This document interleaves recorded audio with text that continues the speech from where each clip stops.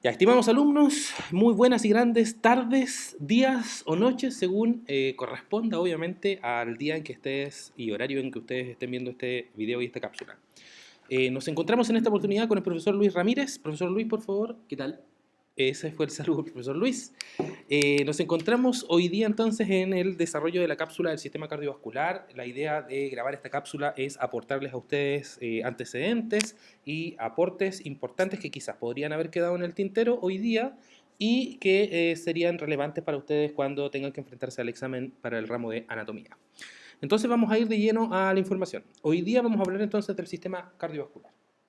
Bueno, Manuel, cuéntame, ¿qué ves en esa imagen? ¿Qué es lo que te representa esa imagen?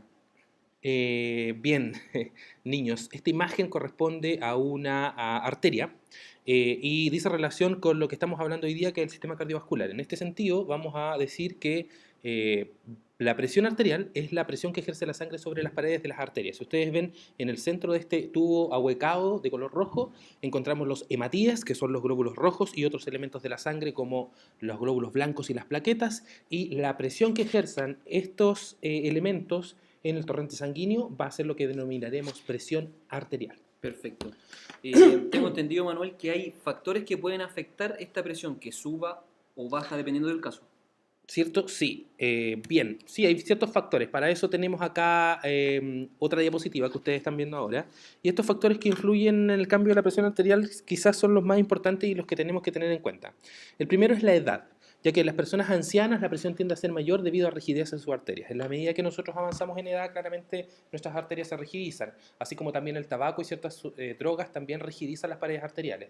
Recuerde que el corazón a través de la expulsión de sangre va a priorizar que estas arterias se expandan, por ende es importante también considerar que la rigidez con la edad va a producir que la presión arterial sea mayor.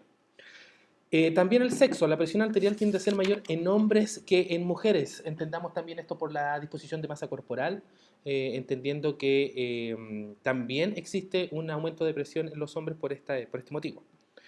La temperatura, obviamente que en los días cálidos la presión tiende a aumentar producto de la vasodilatación, se entiende vasodilatación por la dilatación de los grandes vasos, en este caso las arterias, y en los tiempos de frío también la presión tiende a disminuir debido al proceso de vasoconstricción, que consiste principalmente en que las grandes arterias se contraen para poder mantener la temperatura corporal.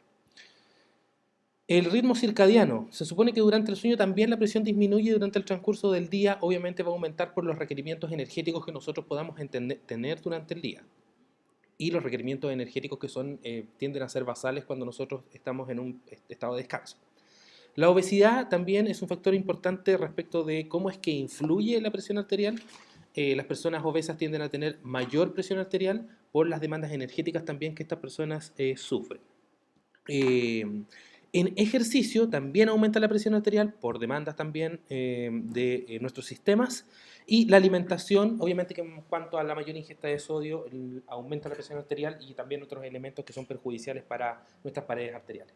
Yo creo que en ese caso, en el penúltimo que viste de ejercicio físico, es el punto más importante a destacar, obviamente, en nuestra área de la preparación física. Hay que tener bastante precaución porque sí o sí el ejercicio va a subir la presión arterial, independiente de que el ejercicio se recomiende como tal, como una herramienta o como una píldora para disminuir los valores de la presión, porque el interés de horas de la presión arterial. Pero es O sea, claramente va a subir durante el ejercicio por las demandas energéticas. Solamente por ese motivo básico y simple, eh, claramente la presión arterial tiende a subir durante el ejercicio. Y como bien dijo el profesor Luis, durante el periodo de descanso, ya una vez terminada la actividad, claramente las presiones arteriales van a disminuir de manera considerable durante largos lapsos de tiempo. Bien, ya habiendo tocado este tema, quizás podemos pasar a otro tema importante que se refiere a la bradicardia sinusal. Profesor Luis, ¿me podría interiorizar a nuestros alumnos en qué consiste una bradicardia sinusal? Sí, respecto a este tema, es muy importante el tema general de esta diapositiva que tiene que ver con las adaptaciones cardíacas al ejercicio. Y generalmente las adaptaciones cardíacas al ejercicio tienen que ver con el ejercicio aeróbico más que de fuerza. ¿Existen adaptaciones cardíacas a la fuerza? Sí, existen, pero las más importantes, las que se recomiendan médicamente, son las de carácter aeróbico, es decir, de mediana a baja intensidad, de largo aliento con harto volumen. Por lo tanto, la principal adaptación cardíaca que podemos ver cuando ya una persona realiza deporte de forma crónica, esto significa ya durante años, podemos ver una gran bradicardia sinusual en este caso, que es que el valor de la frecuencia cardíaca en reposo tiende a bajar. Esto se produce principalmente por el aumento de tamaño del músculo cardíaco, el miocardio, quien prioriza que las paredes arteriales se engrosen, por ende la capacidad que va a tener este corazón para poder generar la expulsión de sangre tanto a los pulmones como al resto del cuerpo va a ser de una mejor performance. En este sentido, podemos encontrar bradicardias sinusales de entre un 45 a, un 50 latidos por minuto. Y los casos menos frecuentes van a existir también bradicardias sinusales de menores a 50 latidos por minuto. Esto se observa principalmente gracias al trabajo de tipo dinámico intenso y a trabajos de larga duración, trabajos de endurance de alta intensidad con una adaptación crónica al entrenamiento crónico. Esto también está relacionado directamente con el aumento del volumen sistólico, que principalmente se define como la cantidad de sangre que expulsa el corazón en cada latido. Recuerde la diferencia entre volumen sistólico y gasto cardíaco. Gasto cardíaco es el volumen total de sangre que expulsa el ventrículo izquierdo en un minuto y el volumen sistólico es la cantidad total de sangre que expulsa los ventrículos ante la sístole o en el proceso de sístole. Y también existe un predominio en el tono vagal. El tono vagal está controlado a nivel del sistema parasimpático. Recuerde que el sistema parasimpático es aquel que normaliza ciertas funciones, por ende su tono vagal es mucho menor. Bien, en cuanto a estructura anatómica del corazón, vamos a recordar ciertas cosas, como por ejemplo, recordemos lo que se refería hasta el ciclo cardíaco. Y en función de recordar el ciclo cardíaco, vamos a decir que, de acuerdo al cursor, lo voy a mover, existe un ingreso de sangre a la aurícula derecha a través de la vena cava superior y la vena cava inferior, que en este caso no se visualiza. La sangre ingresa a la vena cava superior y a través de la vena cava superior y la vena cava inferior, ingresan a esta cámara que se denomina aurícula derecha. Posteriormente a esto, la sangre debe fluir al ventrículo derecho a través de la válvula tricúspide. Esta válvula tricúspide es capaz de expandirse y producir que la sangre pase al ventrículo derecho. Una vez que la sangre se encuentra en el ventrículo derecho, debe ser expulsada hacia los pulmones. Recuerde que en el lado derecho del corazón vamos a encontrar la sangre que viene rica en dióxido de carbono, por ende es necesario que vaya a los pulmones para producir este intercambio gaseoso. La sangre entonces es expulsada a través de la arteria pulmonar a los pulmones. Esta arteria pulmonar tiene como estructura anatómica una válvula que se denomina válvula pulmonar o válvula semilunar pulmonar, que impide que la sangre se retorne entonces al ventrículo derecho. Una vez que la sangre es llevada hasta los pulmones, es filtrada, obtenemos el intercambio de gases, la sangre retorna al corazón a través de las arterias pulmonares, que las veo acá. Estas son las arterias pulmonares. Recuerde que la vena pulmonar saca sangre del corazón hacia los pulmones y las arterias pulmonares traen sangre hacia el aurícula derecha. Aurícula izquierda. En este caso este dibujo está mal ubicado porque encontramos las arterias pulmonares en conjunto con la vena pulmonar y eso no está bien, usted lo sabe. Recuerde entonces, voy a recordar esto, que la sangre ingresa a este punto del corazón, a la aurícula izquierda, a través de dos arterias pulmonares, una arteria pulmonar izquierda y derecha. Esta sangre llega entonces a la aurícula izquierda, rica con oxígeno, y posteriormente a esto debe proceder su camino hasta el ventrículo izquierdo. Para esto tenemos una válvula aórtica, esta válvula aórtica se dilata y la sangre puede bajar hasta el ventrículo izquierdo y después del ventrículo izquierdo es expulsada al resto del cuerpo a través de esta arteria gigante que es la arteria aorta. Recuerde que siempre la sangre ingresa al corazón a través de venas y la sangre siempre va a salir del corazón a través de arterias. Bueno, dos cosas respecto a este tema. Primero, podemos ver claramente en esta imagen cómo el músculo miocardio está más desarrollado en el ventrículo izquierdo. Esto es muy importante, porque también esto se encuentra en las adaptaciones cardíacas frente al ejercicio, sobre todo de carácter aeróbico, insisto, ya que al adaptarse al ejercicio de este tipo, nosotros podemos encontrar un miocardio más desarrollado en este lado del corazón para que tenga la capacidad de expulsar la sangre hacia todo el cuerpo a través de la aorta. Eso es muy, muy importante. A continuación, en esta imagen, muy similar a la anterior, también cabe destacar cuál es la diferencia entre la vena y las arterias, como decía Manuel. Venas y arterias no tienen que ver con el contenido de la sangre, ya sea rica o pobre en oxígeno.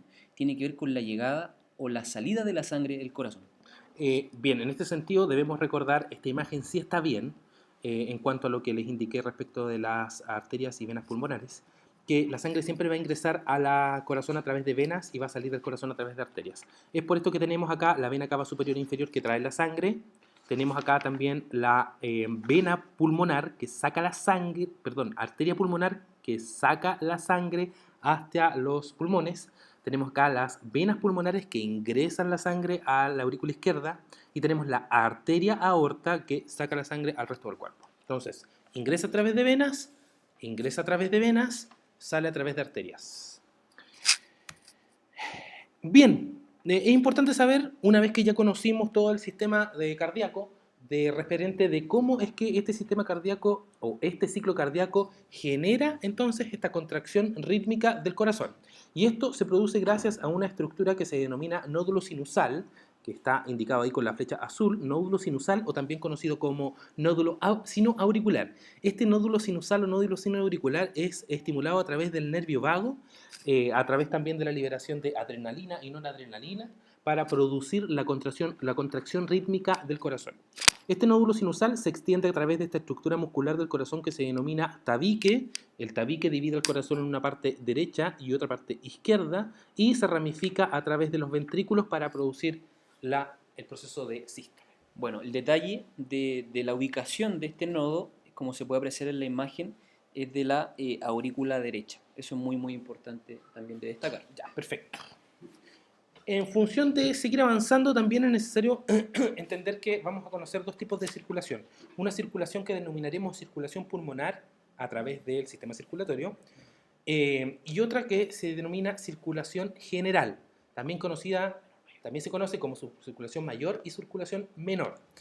Entonces, la circulación mayor vamos a decir que irriga todos los tejidos corporales, aporta nutrientes, oxígenos, hormonas, retira metabolitos, etc. Y la circulación menor oxigena la sangre y la pone a disposición para la circulación mayor. Indiquemos también que la circulación menor, en este caso, se entiende como la sangre rica en dióxido de carbono que sale desde el corazón a través del ventrículo derecho y es expulsado hacia los pulmones para producir el intercambio gaseoso. Y la circulación mayor es cuando desde el ventrículo izquierdo se expulsa la sangre al resto del cuerpo, con lo que ya dijimos, nutrientes, oxígeno, metabolitos, etc. ¿Algo que agregar a esa imagen, Luis? Bueno, destacar que en esa imagen es a modo de resumen, porque acá claramente tiene que ver en relación con la parte superior del cuerpo, como puede ser la cabeza o brazos, y acá tiene que ver en referencia la circulación mayor, insisto, ya al tronco o miembro inferior. Es una imagen de resumen. Y acá podemos ver ya la circulación menor. Bien. Espero que les haya servido. Con el profesor Luis nos vamos a estar juntando para poder desarrollar mayor cantidad de cápsulas que sean un aporte para ustedes. Espero que puedan estudiar y que sea un aporte para su estudio. Eso, niños. Muchas gracias, que estén bien. Un abrazo, muchachos. Nos vemos.